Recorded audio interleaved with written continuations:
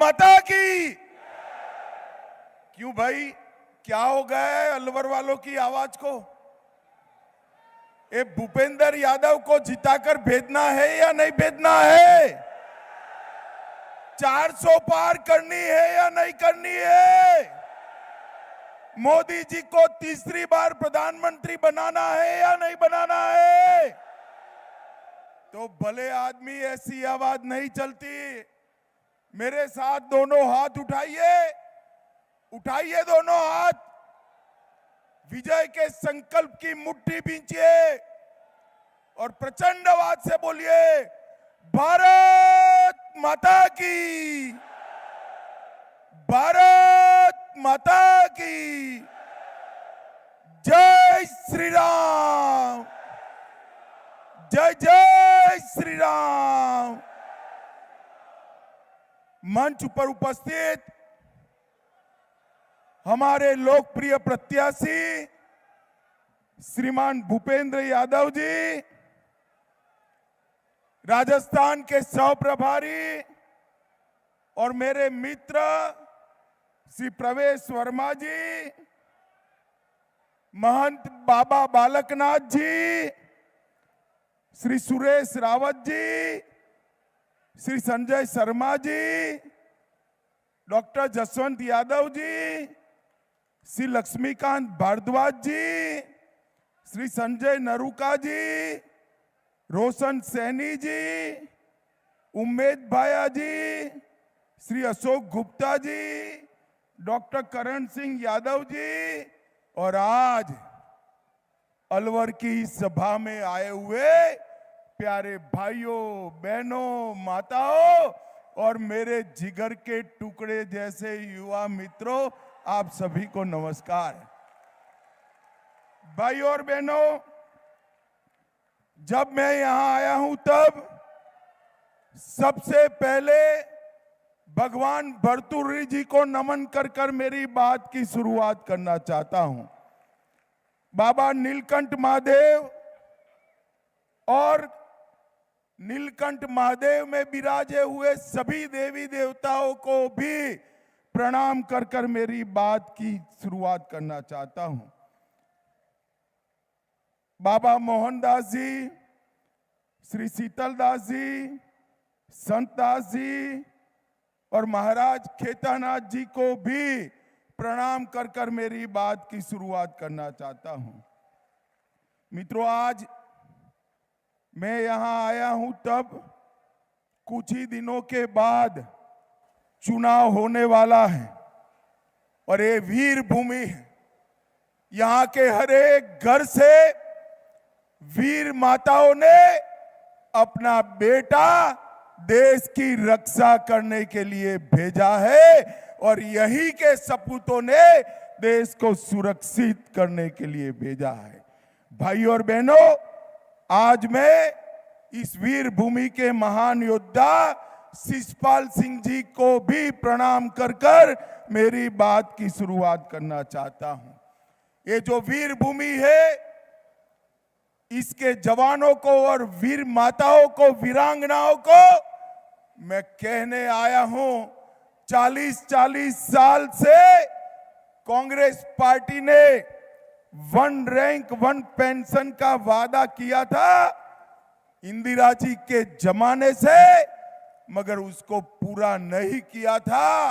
आपने 2014 में मोदी जी को प्रधानमंत्री बनाया। मोदी जी ने 2015 में ही 1 रैंक 1 पेंशन का वादा पूरा कर कर सारे हमारे जवानों के परिवारों का सम्मान करने का काम किया। मित्रों, आज मेरे मित्र और भाजपा के कद्दावर नेता भूपेंद्र यादव जी के प्रचार में मैं आया हूं।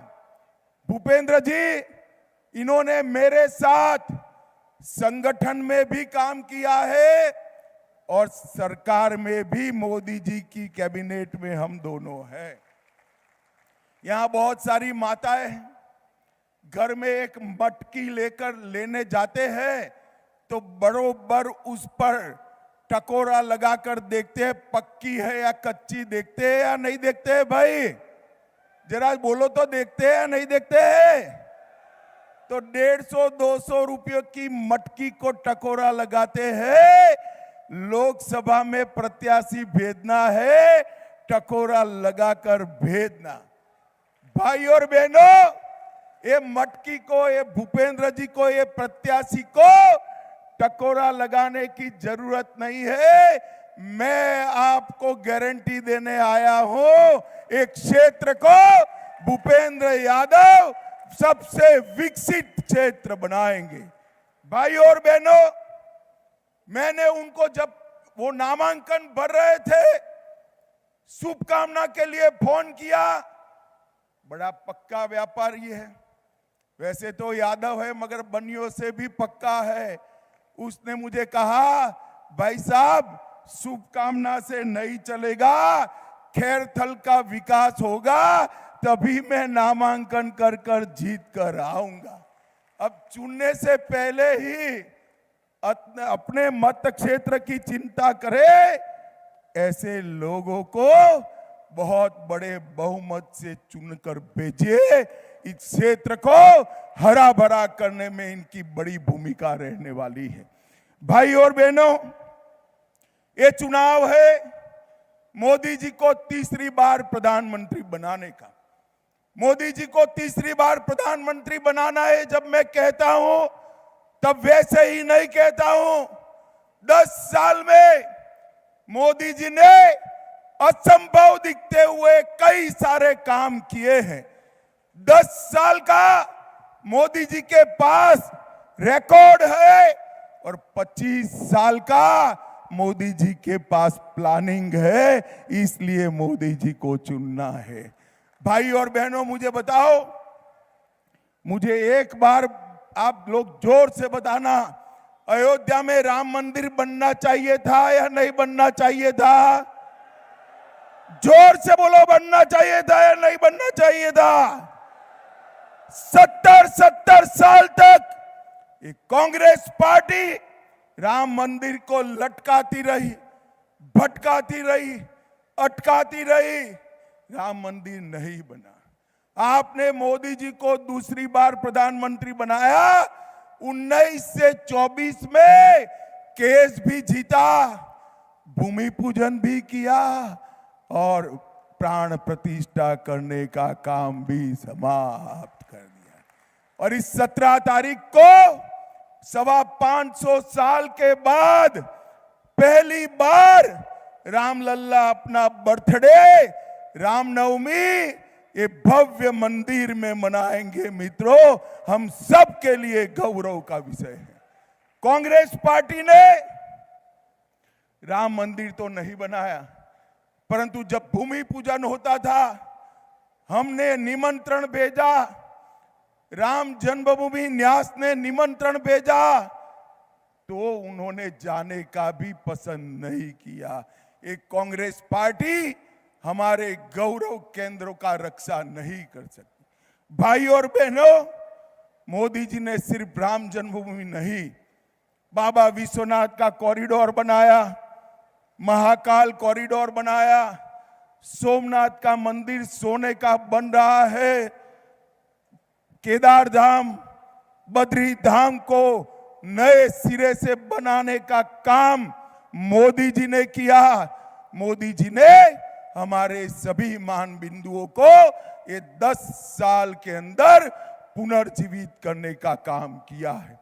भाई और बहनों, एक कांग्रेस के अध्यक्ष यहां आए थे, उन्होंने राजस्थान में कहा, ये राजस्थान वालों का कश्मीर से क्या लेन देन है।